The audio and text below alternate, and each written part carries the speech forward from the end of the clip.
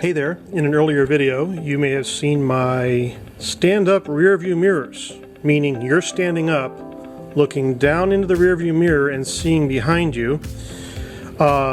These stand-up rear view mirrors were glued in with 3M double-faced tape, and then on top of that they were sealed into place with some silicone-based glue that is used for windows and doors, so you can find that at your home store.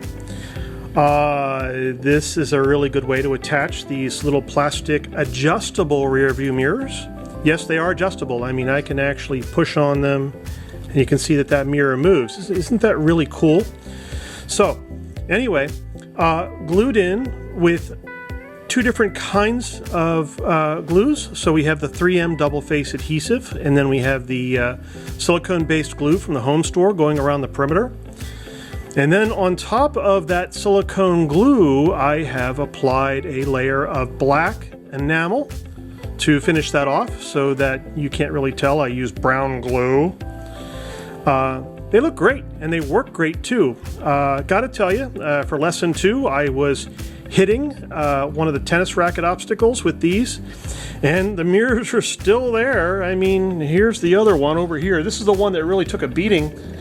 It hit so hard that it actually moved this guard back. I had to pull it back with my hand. Such a terrible thing.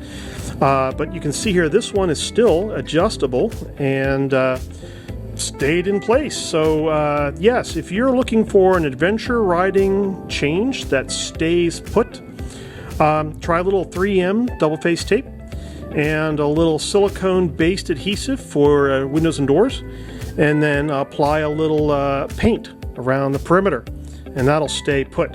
There you go. Awesome fix and change. Thank you very much.